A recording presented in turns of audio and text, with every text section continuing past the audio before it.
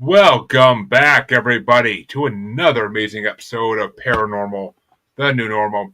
I'm your host, as always, Jeremy, here trying to make this world seem a little more normal. You guys already know we're not going to accomplish that tonight because we never do. But that's okay. I don't want the world to be normal, really. If I could change my podcast name at this point, I might, but it's been 300 plus episodes. It ain't going nowhere. So we're going to keep it normal for now. Let me introduce my guest, though. This guest, I think, is going to have some information that is going to blow a lot of minds tonight. And I'm proud to have him on. Let me introduce Johnny Tesone, geologist, world explorer, and author. And you'll hear about all that in a few minutes. But first things first, how you doing tonight, Johnny? Hey, Jeremy. Glad to be here, brother. Thanks for having me. And we're gonna make this. We're gonna make this have a lot of content to talk about tonight. I'm sure. I am sure, and I am looking forward to it all. But first things first, what? Usually it's just a different way, but I think for tonight, what made you want to be a world explorer? Well, I think I was just born with it. I think I have a star seed inkling and a connection. I just think I loved a lot of different sciences, but I was in the corporate side of geology for so long and working with big geophysical companies and logging companies and working in the Rocky Mountains and stuff. So, but I had been working in the fields when I was in college and I just love the field. So geology is just one of those things that you just kind of solve problems. You can solve problems in business, if you're in the right business to solve the problems for. But for me, it's just a deep yearning to solve problems and to understand. I really think our Earth better. As I started finding more things, I couldn't stop finding things. And so a lot of my journey is still ongoing.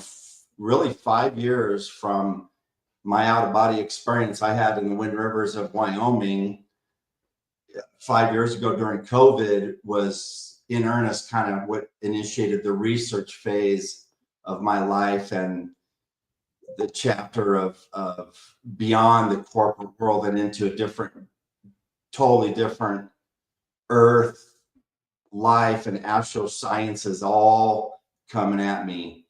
And it's just been a crazy thing. That's why I had to write a book.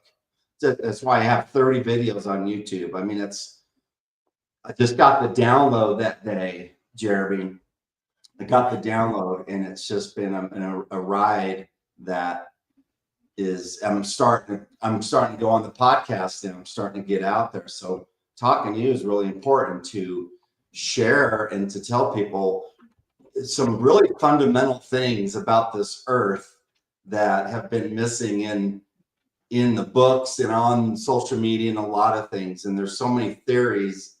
So being a hands-on guy, I mean, it's practical hands-on geology and the microscope correlation to different states and things like that. So all the way up to Google Earth now, Jeremy. So my first book is called Secrets of the Winds, and it's the Discovery Chronicles of Earth's Galactic Odyssey.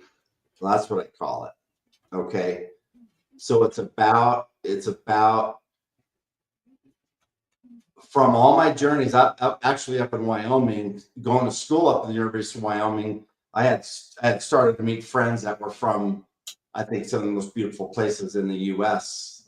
up in this country, and so up in the Wind River Range. And so I had just been going there fishing and camping and four-wheeling and friends and family over the years, and some of it was geology with field trips way back when, but it was just a natural environment for me. But anyhow, it was just that COVID that summer that changed it all. Became fishing, and I went into, I started once I had the out of body experience, I just broke down on the river, just broke down. Well, and it was before we go any forward, let's dive into that out of body experience, because we love out of body experiences on this show. That's always a interesting time.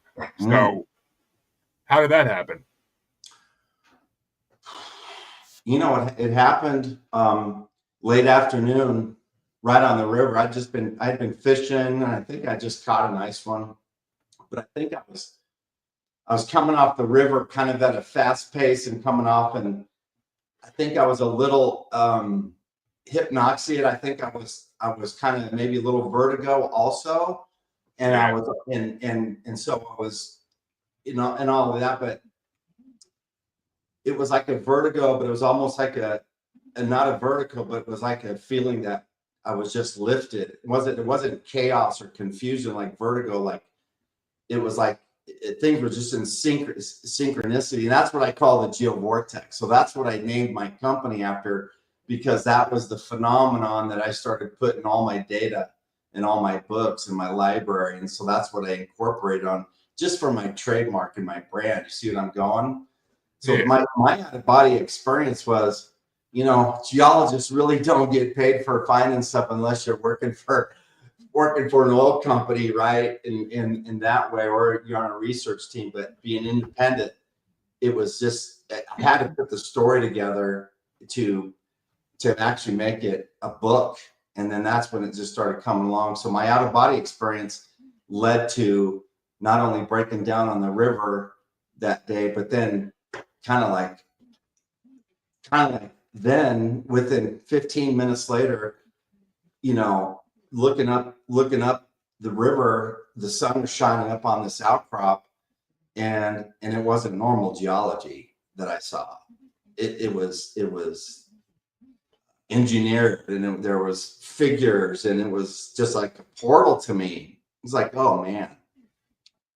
So that was the time that out of body has continued, because I think I was my past life, and I'm reincarnated as an Indian up in that country. That's why I'm so bounded to those sites, and I just feel that spirit up there, Jeremy. So that's kind of the first part of the discussion. So I mean, I wouldn't even call it a reincarnation. Even I would call that an awakening in a way, because it was like you awoke into your true self. So You that's pretty more much. that's the word I would use. I mean, because reincarnation would mean you literally would have had to die first, and I hope you didn't die up there, but we can hope at least. But No, nope. awakening's probably more important, because that's how I feel. I'm just like, I go up there and I've just awakened to so many more discoveries, right? It's just things just keep folding and keep coming out, and so yeah, so my out of body is an awakening that's just kind of continued, and it just keeps evolving, and I just want to continue to write more books, because I'm finding more things in Google Earth that are right down the street from me that I've thought of, and now all of a sudden I'm seeing them in the land, and it's like, whoa. It's So you talked about normal at the beginning of the show and stuff. It's like, I don't have anything normal. There's nothing normal about the geology, nothing normal. It's all against traditional, uh, institutionalized sedimentology, but it's fundamental planetary evidence that I got that changes. It doesn't change things, but it precludes the sedimentary and the oil and gas record of sedimentology and strata that's subsurface. I'm talking about I'm talking about all of it that we can see on the surface now, but it's aged because of the fossils that I found that are so old that I found on my own across all the winds. So so as that my awakening is my download.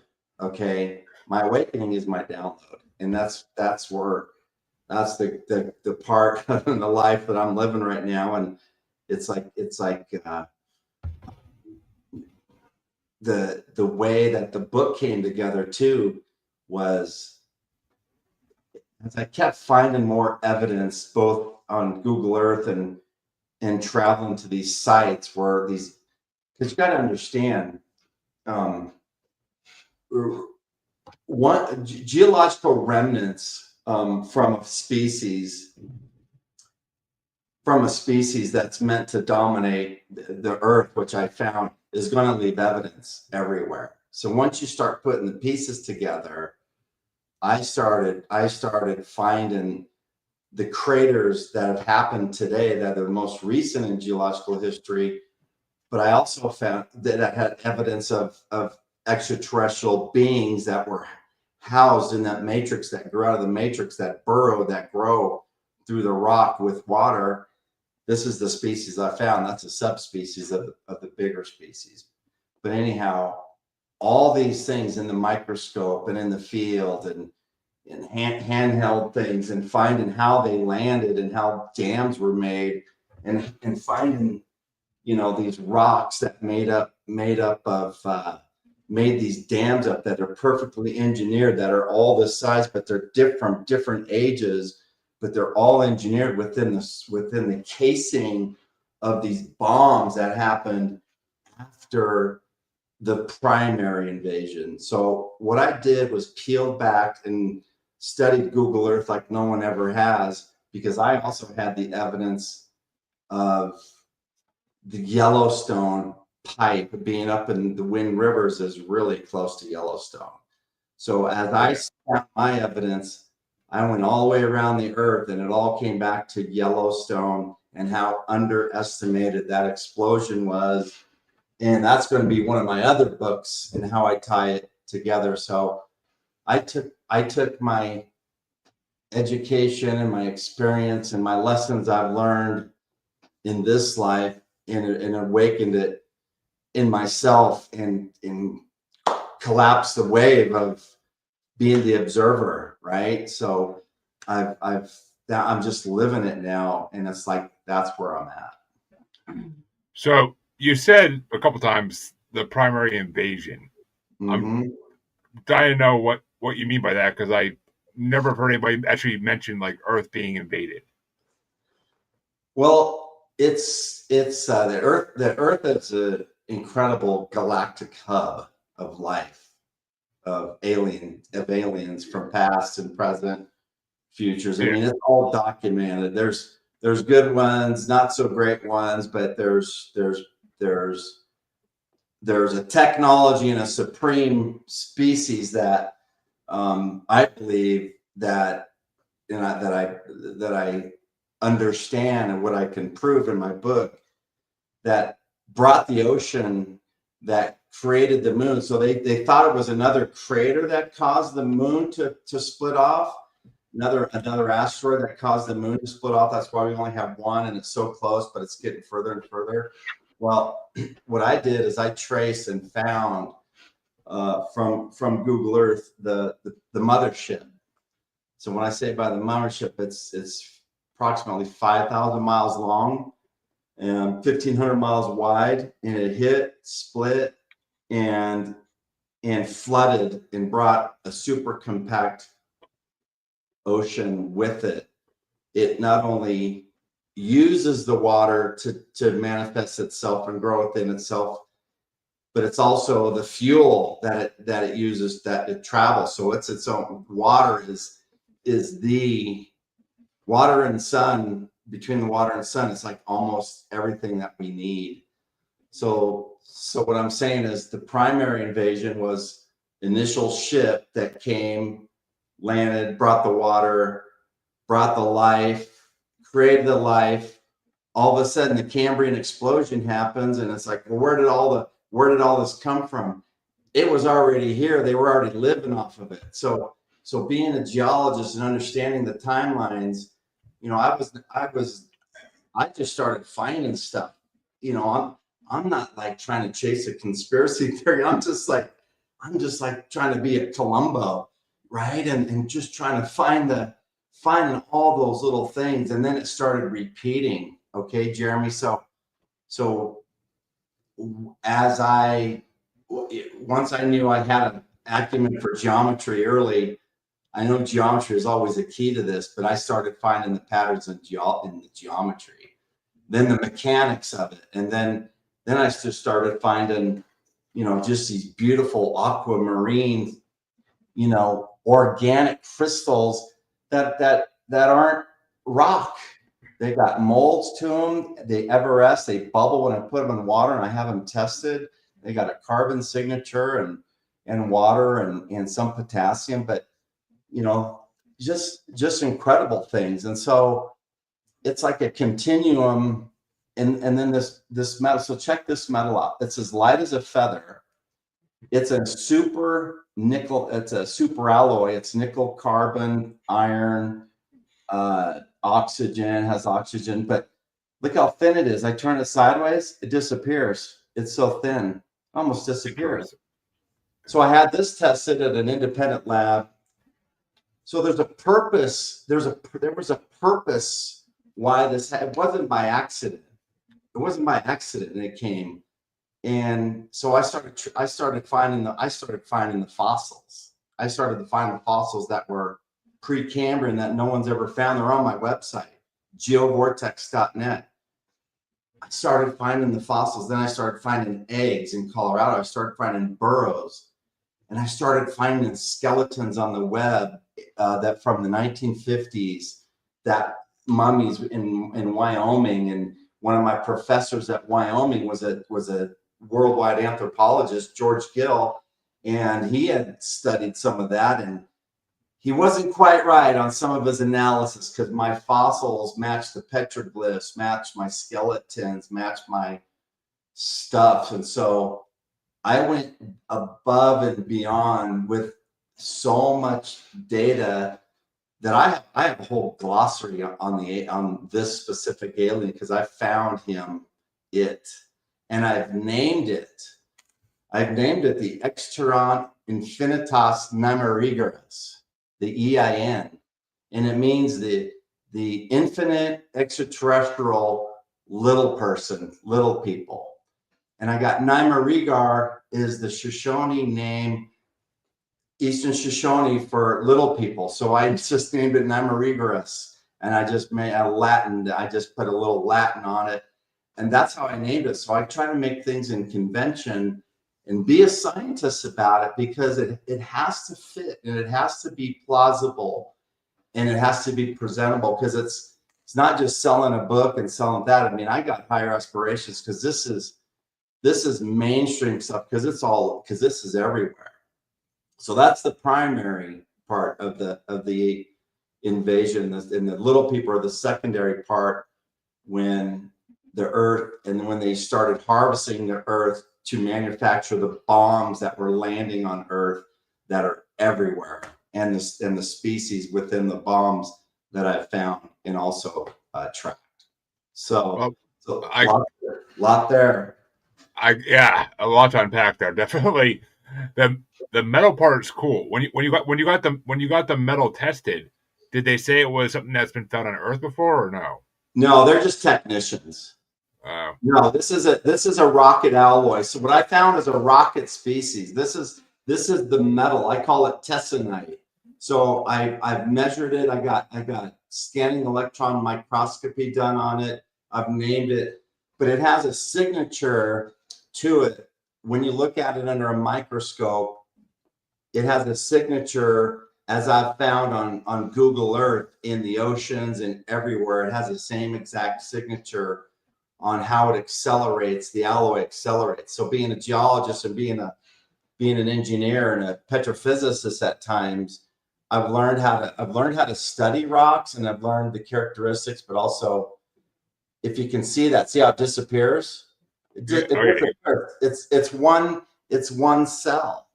It's one cell, and it's as light as a feather, but it's probably meant for 4,000 or 5,000 degrees, right?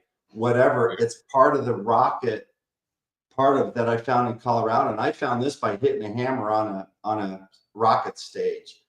So what I'm saying is, like, I can say all this, and then I can show people all the artifacts, all the ones that they have enough time to understand and want to. That's what I'm saying. Excuse me.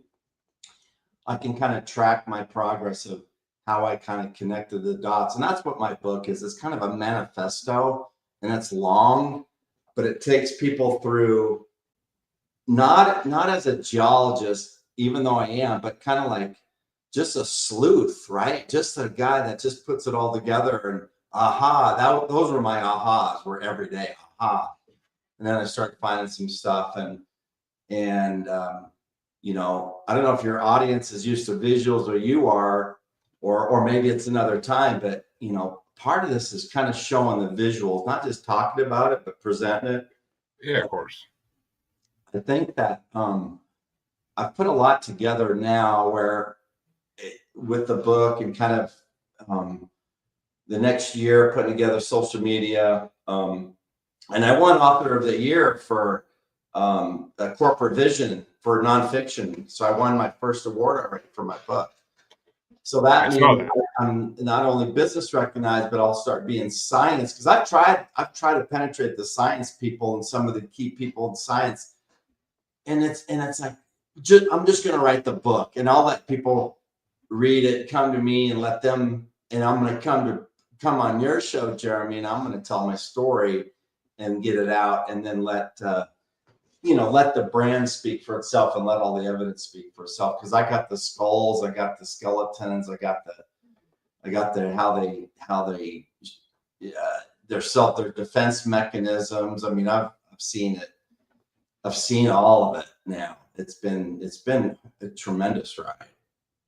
Which I have to ask, because I mean, I would imagine something like this would draw attention. Has the government come knocking, trying to either shut you up or possibly? No, I don't talk about that. I don't. I'm protected. I mean, I don't worry about that. I'm sure they got everything. My stuff is not my stuff should unite everybody. My stuff shouldn't divide everybody. My stuff talks about a presence that's bigger than anybody that dominates our atmosphere, that is our Earth. And so to your point, you're right. But I would like to talk to the government just like as a peer group, just to say this is why you see the UFOs. This is why you don't need to be scared, because this can be all explained with physics and geology now and chemistry. So that's what I try to put together. So the UFOs are coming in and out of our visible spectrum. So I've found this transitions of these propulsions and geology and this physics that has been so purified that start exploding. But I've also found that there's not one process. There's multiple dimensions and multiple technologies that are there's so many different sciences within this whole thing. It's like I started with geology, geomechanics, mechanical engineering, and chemistry, and then it just kept growing, astrobiology, and I just started finding more stuff. So I'm not really afraid of that. Like I said, my book's going to be around the world, and there should be no threat to anybody. I think I should be more trying to understand this, because I've seen the climate and the acceleration in the Earth. See, not only is Google Earth so high resolution and so of course ubiquitous, but it's also it's time lapse, right? So I can go back and I can see the acceleration over the last 15 years. So a lot of what I find is going to help us understand climate better, and hotspots better, and places we shouldn't live. Interesting. Which I mean, yeah, usually it doesn't really matter whether it's going to unite people or not. I mean, the government likes to sweep everything underneath the rug nowadays. I mean, even though they want to come out and say, "Oh, UFOs are real," but we're not going to tell you a speck of more information than that. We'll tell you UFOs are real, but that's all we're going to tell you. We'll keep the rest of it hidden for now. I mean, hope that might change in a few years. Hopefully, if everything. It's just there's. The fact of it is I've found the portals too. I've found the portals in the desert. I've found them. I've seen them. I've got them. I got them. I found them. I found these huge portals, not like just inside of a pyramid, buried and stuff. I found them in the desert that are massively cool and that are huge, that are so remote. That's what I'm saying. I found this stuff. The stuff I find explains so much. It explains pre-man. it explains it's all pre. It's all that. It's the chemistry. It's the ignition. It's the water. It's where the water meets rock. It's where life starts with the highest impact, both physically with the impact, creating the moon, bringing the water, and then growing, bringing the species, and you know, that's why Yellowstone was a huge, phenomenal formation, huge underground formation that was the Galapagos Islands, from what I've mapped. So that's part of the other cool stuff that I'm tracking down. Where I'm going next is Galapagos and Easter Island. So back to the aliens. I'm not scared to talk about it. I don't have any inhibition whatsoever. It's more for education. It's more like it's already out, right? It's already going. There's no stopping what's going on there.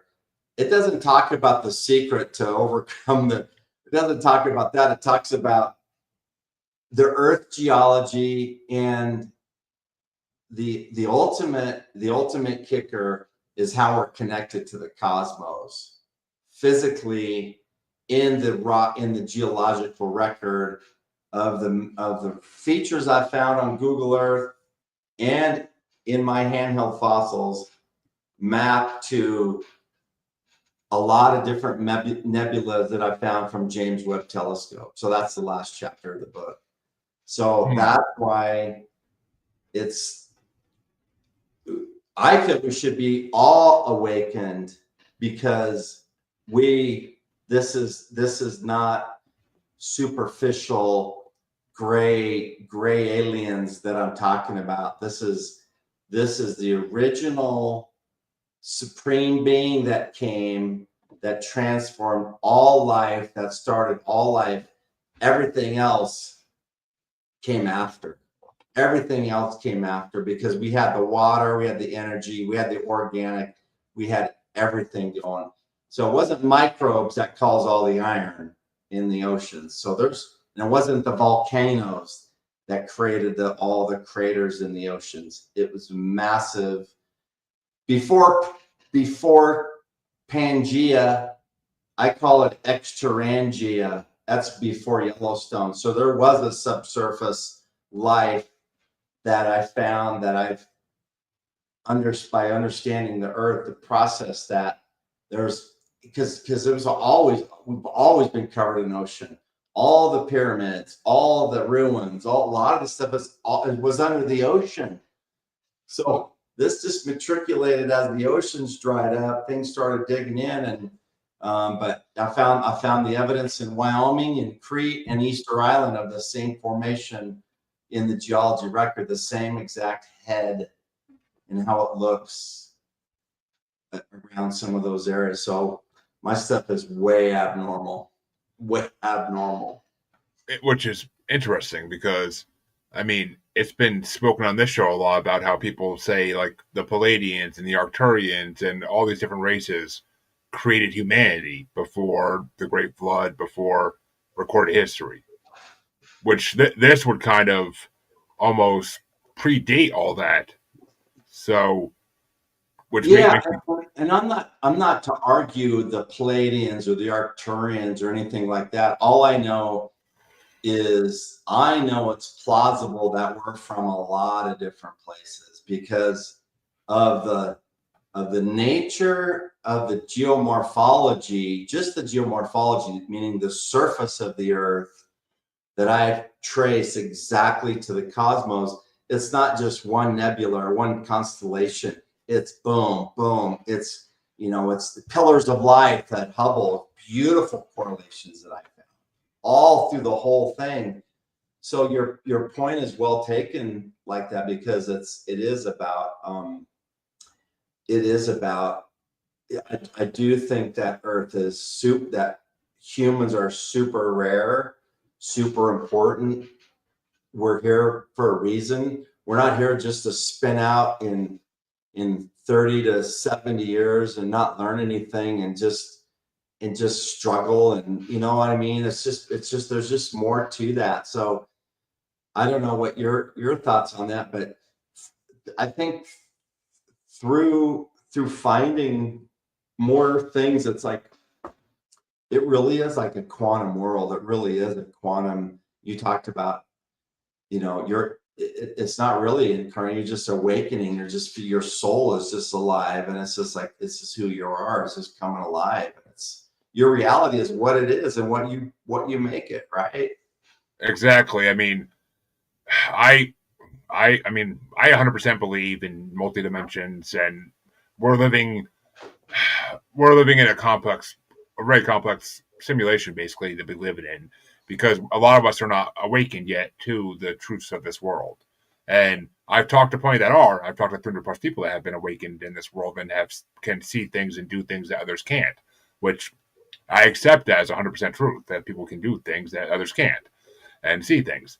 So it, I mean, this, I don't know. To me, this is mind blowing. Like, I really want to read your book, because it's a very mind blowing concept that history goes back this far, even to be more than just fishes swimming in the ocean like we thought back then.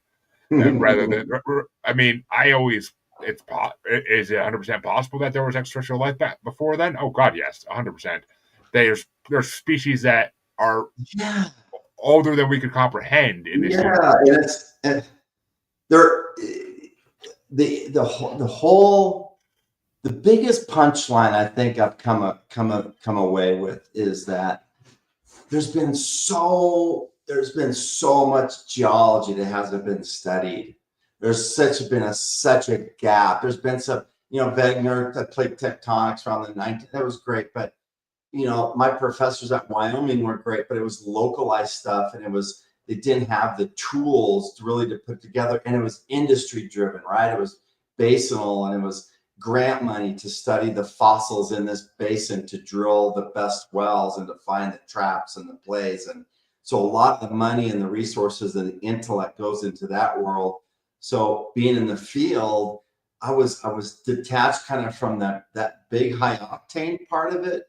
So that's when you throttle down and you start seeing this stuff, and you start finding the stuff that no one's ever found. And you know, Which, it's just incredible.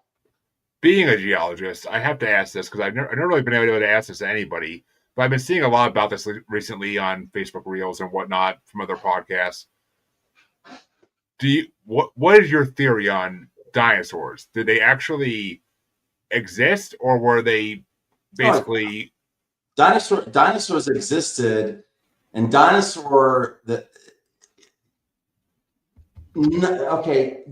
were part of an extinction cycle that I've found, that's been repeated over and over and over from the species that I've found. Hence, it's what's caused all of the extinctions, and the current, and the last one, the Holocene, with all the invasions and all the humans. They said, oh, they ate everything, you know, they ate all the animals. That's why all the big animals. No, they didn't. They didn't have the weapons and all that to kill all the animals in North America, you know, and all the different places. But so my theory is that what was your question, real quick, again? What's dinosaurs? Dinosaurs weren't wasted, and it wasn't a sterile asteroid. The dinosaurs were part of the food chain that were just developing, that sustained the life here. There's a super predator species, is what I'm trying to tell people, that's still here, that was always here.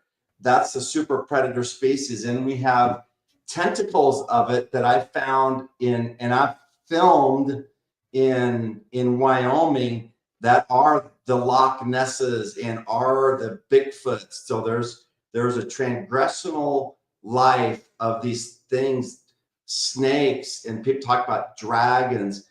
All that stuff becomes mystified over the years, But these people and these Indians and these indigenous people and our ancient ancestors saw these things in the life. They saw the little people running around. They saw the rockets. They saw the people landed. So it's all documented, and the Bible only talks about what the government wanted to talk about back then and what they want to talk about now. So my stuff Exactly. is like, you want to read something so extreme, that's what I got. So extreme. Which, I mean, I love that you brought that up because it's very true. I mean, I've talked about on this show 1,000 times how organized religion is one of the biggest frauds in the world because they made people believe what they wanted them to believe. They took out parts that they didn't want people to know about, and You got to give them money for them to tell you that. yeah, yeah, Yeah. they'll never tell it. They'll never admit it, but it's I mean, because dragons 100% existed. I've seen the proof of it. Dragons existed. I've seen Yeah. enough proof to know that's true. And I mean, Bigfoot and the Loch Nesses of the world still exist. They're still seen on an almost daily basis by different people. They sure do. They sure do. Which They sure do. I was gonna ask, since you do deal with natives, like what do Native Americans think of your findings? Like, do My they? Native Americans are like, go for it. We want you to tell our story that my grandma told me about not going up to Dinwiddie Lakes in Wyoming. John, I told you not to go there, but you did, and I told you not to. So I have firsthand experience with the natives and their stories of my Indian friends that are my age that tell about their grandparents. So I go up to these places, and they are extremely strong and vivid. They are in the rock record up there. I mean, these petroglyphs. It's part of the culture. Indigenous people around the world all have the lore of seeing extraterrestrials. They all Oh do. yeah, yeah. There's just no denying it. What I've done is I connected the dots with my own communication with both the Indians that and the stories with being on the land with the Indians that talk about them and finding the bones, right? So I've actually found the bones in 2 states, the burrows, and found the bones. So it's about a bigger connection and a bigger story that I'm trying to get people starting to prep them by doing these shows like this and lead them into what I found. But once they start understanding the geology, because it's the geology is the fundamental science that's been missing. There's too many archaeologists that are saying, oh, it's older than 1,000 years. Oh, it's older than 3,000. No, it's older than all of that they can even imagine. Rome didn't build all their stuff.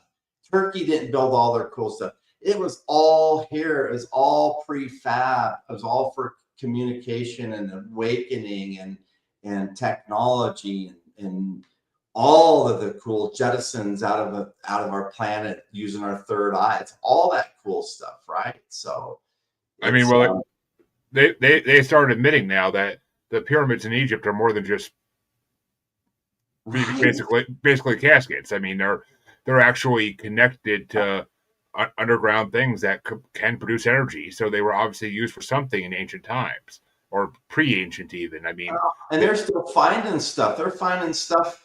They found this stuff in China, remote place in China, and they found huge irrigation channels, hundreds and hundreds of feet long and perfect. And they said, well, we want to see, so they cut one open and they found a staircase that went down and then opened up they found like 30 different chambers. Just I'm like, you gotta be kidding. And they were showing it. It was phenomenal. But it's like the archaeologists are the trailblazers, but it's like it's where archaeology meets geology because it's so old. It's ocean. It's ocean. It's not man. It's ocean, and it's frequency and it's energy and rock that made everything. It wasn't humans, you know, pulling 10-pound, 100,000-pound Yeah, water on their no, backs, right? no. I mean, no. I can't believe the slaves built the pyramids thing. I haven't bought into that one in a long, long time. It's illogical. It's illogical. There were the ancient Egyptians had it, the Mayans, the Aztecs. They all had depictions of things coming from the sky and landing on They Earth. all have. They all have. We all have. You know, these every state's got something really cool. Utah's gotten really cool stuff. Wyoming, Colorado. I mean, every state, Georgia, Florida. If you know where to look and what to look for, it's like. But the stuff I deal with is so big, macro.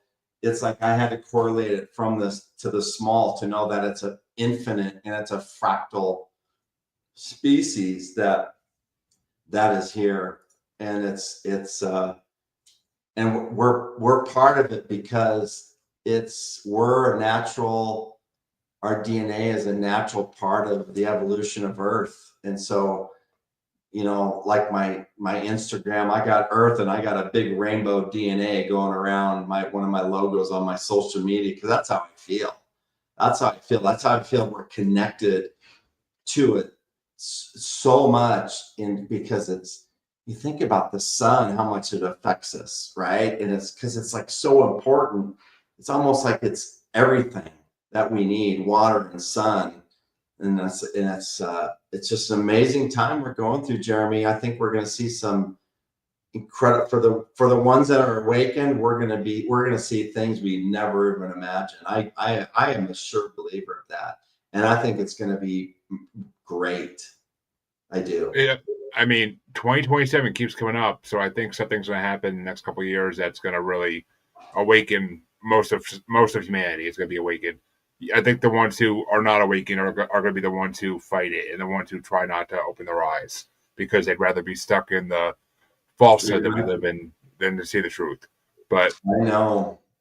and I want to touch more though on this super predator you're talking about. Like, I'm kind of like that. Of course, I'm a cryptid person, so that's got my interest 100%. I'm like, what is this super predator? Like, what was it, like an octopus? Because you said tentacles, so was it like a land octopus? Well, the octopus is its own alien species that's Yeah, incredibly smart and understudied now.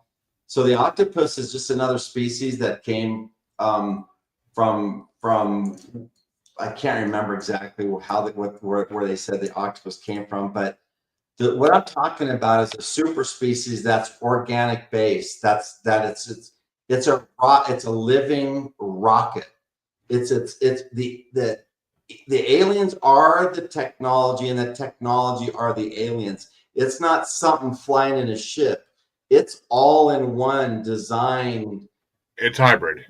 fly into. It's intelligent on how it builds itself when it lands and crashes. But so the super species is the super organic species that brought the water, that made that planted the oceans with the ammonites and the trilobites. Remember, these ammonites died out with the dinosaurs, but the ammonites went all the way back. They were the one most accessible, but the trilobites, all that was food for millions years before that. So all of a sudden, once the equilibrium of digestion equaled the amount of deposition in the ocean, that's when we started finding all the fossils in the land and in the rock record, because they showed up, because that's the time that was it. They were deposited. Before that, they were getting consumed and the energy was built, and that's when it was harvesting everything. So then the equilibrium started, and that's when we started seeing all the fossils. And a lot of the original fossils and phylum are still around today. The original families in the ocean are still around today from all that time ago. So people have never been able to understand, well, how did life just show up? Boom, it was already here. It was already here. The super species was already brought the oceans and farmed and brought the life already. Everything started connecting. So everything started evolving and changing, but I think they lived on the trilobites, because some of the early some of the really cool things I found in Utah look like huge metallic trilobites. That's why Utah is so beautiful, is because of the nature and how close it is to Yellowstone, like the Rockies, how extreme they are. The Flatirons are just full, and the Wind Rivers are just rockets. So once I explain that, do some more videos, people will go, oh yeah, I see what he's saying, because it's already been mapped. What I'm doing is I'm connecting the life record that's in the rock to the structural geology and the geomorphology.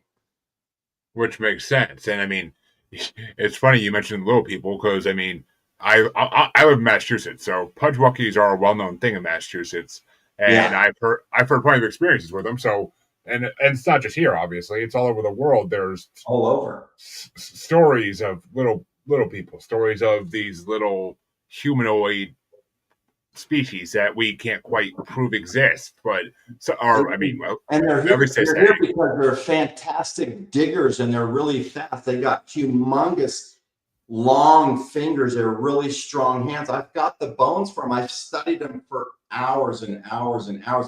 I've seen how they dig perfect holes fast. I've seen them really in the microscope. I'm caught on film, really small one, but then I found holes that are perfectly drilled by them in the middle of a road. And I've seen holes that are 4 feet in freaking granite up in Winter Park that are perfect holes. And this is the St. Pedro mine is where they found it, but they swim they got articulated bodies, and so they can swim and move through rocks and water and dig, and they're just amazing creatures. And they got big mouths, and that's how they also undulate through water. Because remember, it was all ocean.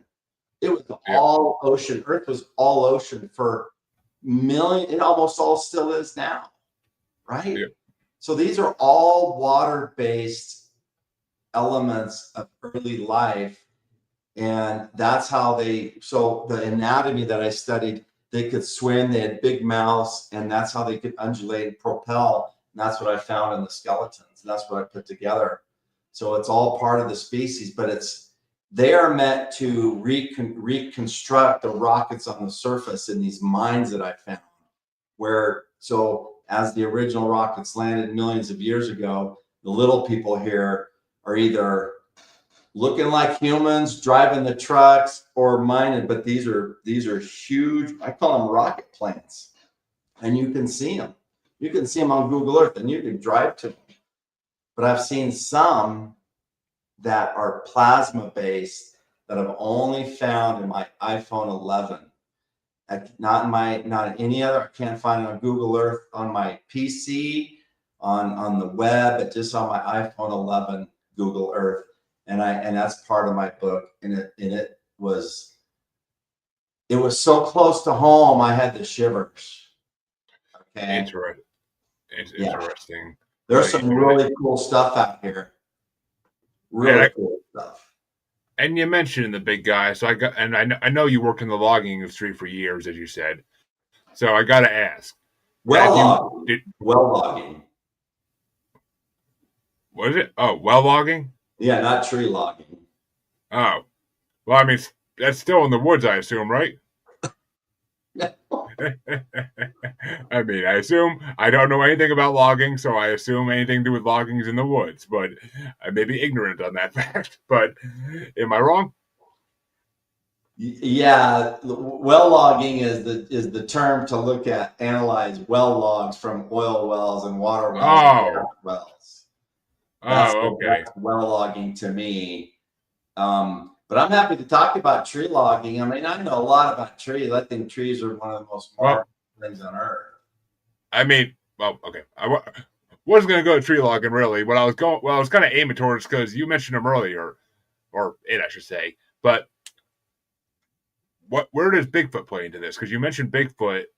It comes from the super predator. I think so. Where I think Bigfoot is Bigfoot is a held over specimen in the forest that doesn't have a colony anymore, is just wandering through time. The thing about it is the older that's an older part of the species. The younger species are the little people. Those are the youngest ones, which I think live for 50,000 years. Okay. Then the Bigfoots are remnants of the oldest ones that are isolated in the forest, that are just kind of wandering around. They don't have a tribe or anything to work on. And they're remnants of the same species, but they're lost, and they're just kind of, I don't think they're shapeshifters. They might be. I haven't proven that they could be, but I've seen that their body parts are just pretty physical bones and things that I can show you. I can show you their skulls. I can show you a lot of stuff. There's so much stuff in the field. Once I found them, it just started. You just start finding a lot more. So what I'm saying is the little ones I found more congregated, more colonized and together, where they were on a mission in an area to build out, tunnels, to build out the surface, to mine the old minerals from the rocket. So I think that the Bigfoots are the leftovers from times that are just wandering aimlessly. And I think the swamp creatures are part of it. They because these things can swim and live anywhere, but they're also carnivorous. Okay, they're also carnivorous, and they're also they're going to eat whatever they can. So there's no what do I want to say? There's no reason not to believe those stories of Bigfoot, those stories of Loch Ness, the stories of the swamp creature, because this is a species, like I said, that is part of the earth, that's learned how to live through the ice age, has learned how to live through the dinosaurs. I think they ate a lot of the dinosaurs because they were so big back then, and the super species. So there's big dragons back then, right? I mean, I don't know if you've seen the fossil in China about the big snake. I mean, it looks so real and so cool. It's just going to keep coming out. What I'm coming to you, Jeremy, and your audience is like, I've put so much of this forward to give people a head start, because it all starts locking in place once you understand it. They did talk about this. They did. The Loch Ness. Okay, it does change. See, and I've seen it. I've seen a 3-foot one up in the Wind Rivers of Wyoming, and I've seen a lot of otter. I've seen everything up there, but this was magnificently, freakishly cool, and it's like, yep. And I've been to Argentina, and those people talk about it down there, and I've been down there, and I started mapping some massive formations around these big lakes that show outlines of this specimen of this rocket species that can look like a snake or a dragon, depending on how it looks to people and how it formates. It can look like all of that, but it's all there. And I'm kind of just blowing the lid off all the old traditional conspiracies and theories with just tons of data. It's not tons of theory. It's not tons of like, oh, I know. It's like here's my, it's like here it is, right? Look at that cool photo on that. That's cool as shit, right? So over 1,000 pictures I got in here. I mean, it's plasma, plasma rockets, plasma all over, molds of planes. I mean, it just goes. Why does Antarctica look like it did? Because it's part of the 7-layer dip that came out, and it's just part of the package, and it flipped over. You can see it on Google Earth. It flipped over. It's a magnificent part of the equation. So Antarctica, when it all landed like this, and then came Antarctica. So Antarctica is going to recapture it. So Antarctica turned over so it can regenerate within it. It continues over and over and over and over. It's just like, it's for the people that want to know there's infinity, I will show you what infinity looks like. I will help you understand what infinity looks like, because of the depth and the complexity and the wonderment of the physical beauty in this earth. But Jeremy, I'll leave it like, I have one chapter, well, one video and one massive finding episode called The Crystals of Infinity. I found miles of infinite color crystals that are, I call it tesonite, but crystallized ocean in the Mediterranean. And I fly over, and it looks like science fiction.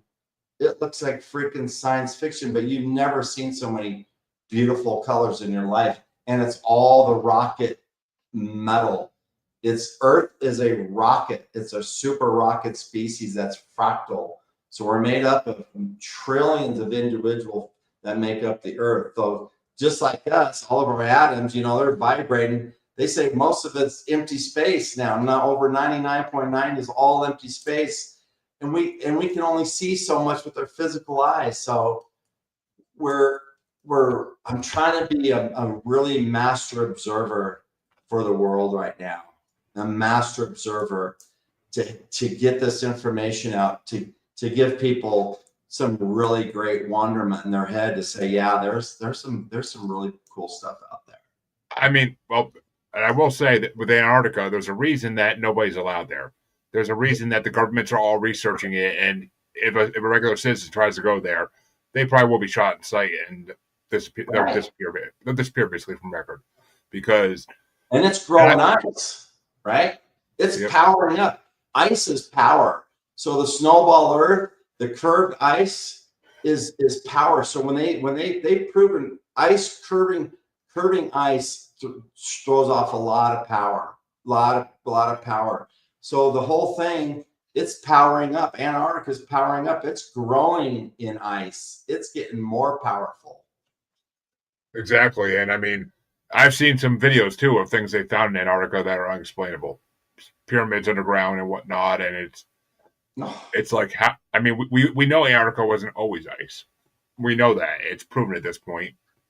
And if you look at old maps of Earth, there was actually continents down there. There were lands down there that people lived on before it was ice. There's so many layers of this Earth. There's so much to really understand, and it's only good. It just had to be a geologist that could start taking some of that and seeing these huge macro, this big macro events, right? And then I could go see the 40-foot craters and the 200-foot craters in Wyoming and Colorado, because I could go down the road and I could find these lakes that were caused by these bombs that are living lakes that have the extraterrestrials. They're everywhere. They're just everywhere, right? There's nothing to be scared of though anymore. There should be nothing to be afraid of, because they created our Earth and they brought the water. So we should be thankful that we have our DNA and water, because it was because of the super species. It just was. Which, I swear to God, folks, I could talk to this man for hours to try to understand all this even more, but I'd be here till 3 a.m. trying to figure this out. And my head would still be spinning like it is right now, trying to put all this together. This is unprecedented information that I've yet to hear, and that's rare in this show. That's rare. So thanks for that. I mean, I definitely am going to be getting the ebook version of your book so I could read it, because I'm dying to know more, and I'm sure my audience is too. Honestly, I'm sure they are. Yeah, I'm offering a membership for all my books, 150 one-time lifetime membership. I got merch now. I got books, and if you wanted a free hoodie when you buy just email me on my website. If you wanted a free hoodie by buying the library, I'm offering all that. I want people to see this, but I want them to see how much I have. I mean, it's past the theory, folks. I mean, it's you want to see some leading badass geology and in life that you've never seen, in concepts. Because I mean, I got great imagination, but this is beyond imagination. This was a download. I mean, honestly, I couldn't even imagine this if I tried. It's unlike it's unlike any science fiction movie that's ever been made. It's completely new information, and that's A mind lot blowing, of it. amazing. But tell the people where they can find your book and where they can find you if they want to learn more. Yeah, so www.geovortex.net. That's my website. You can go on there. You can go to my library. You can go to Rocketware. That's where I have all the merch. But you can see about me. My contact info is on the website. It's explore@geovortex.net if you have any questions. But I'm at the point where I want the curious people to understand what this is about and collaborate more. Right? I got to get DNA testing done on my stuff, on my tendons and some of the bones and things like that. I mean, I can do the geology and test it with SCM, but there's a DNA part of it that I'm missing. So if you see what I'm saying, I'm trying to bring this thing to a different level, to more mainstream science and STEM, because it needs to be. So one of the first engineers that read it, he's like, people need to understand this. So geovortex.net, it's the portal. It's where I put all my stuff in there, and it's a way for people to escape, I think, and get into the not the 5D, but whatever dimension. Yeah, I mean, I honestly feel like this definitely needs to be picked up by some scientific group that will actually be willing to fund all the testing and everything, and be able to have the access to get the testing done in a way where the government cannot interfere with it, because the government will interfere with it if they can, because it goes against what they're trying to preach. But at least as far as we know so far, but that could change. Like I said, I'm here for a reason, though. I'm talking to you for a reason. I'm looking forward to a lot of great stuff. I mean, I think my book's going to be in 5 countries in a year. It's already in Chinese. It's already in Spanish. Got audiobooks on the horizon. So my stuff's going. I'm like, right. So I'm at the beginning of our ride, and maybe let's just stay in touch on this, and you can keep up. But if you dive into some of the fascinating things as you try to process this, Jeremy, you're gonna have some questions. I know that, but this is why you have the show too. It's exactly why I have the show, because I like to question things and I like to learn new things. So, right. And paranormal is the one field left on Earth that is not completely already understood. So we need to get out there and explore this type of stuff a lot more often, in my opinion. And this is what our government should be focusing on, not the bullcrap they do focus on. But NASA would love my stuff. See, I should be no threat to NASA. NASA should love my stuff, right? So there should be a real collaboration, because none of this has ever come out from NASA, right? I don't know, because I don't think they know it, right? There's a whole different, but NASA's not even funded. You see what I'm saying? I'm leading the charge with guys like you. I'm leading the spigot of the portal. I'm letting it open up right now to the world. And this was about no filter, no conspiracy, no third party that somebody's died and their voices. It's my voice, it's my evidence, it's my life, and it's my awakening that I'm sharing. And I appreciate it greatly. And folks, I will of course put the link to his website, to Johnny's website, on right in the description for all you listeners of the actual podcast when this eventually releases. The video will be live for people to watch from now to the foreseeable future, as long as internet exists. So I'm sure this is going to have so many replays, it's going to be ridiculous. And I will love that. I will really love that. But I want to thank Johnny for coming on, because I'm gonna have to have him back on at some point after I do some reading. I'd be happy to, Jeremy. I really appreciate being on with you. Oh, it's been a pleasure. And all my listeners, you know where to find me. If you don't by now, shame. But it's all in the outro. Check it there. All the watchers, you're obviously going to find me where you're watching me. So come back and watch me here again.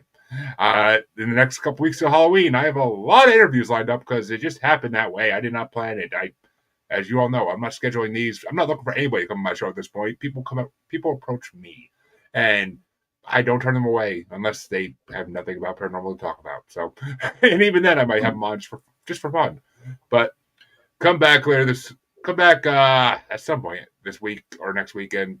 It all starts for the next 2 weeks. It's gonna be busy, but till then, folks, you have a good night because I'm tired as hell. My baby's sleeping. I'm going to freaking bed. So have a good night, everybody, and we'll see you next time.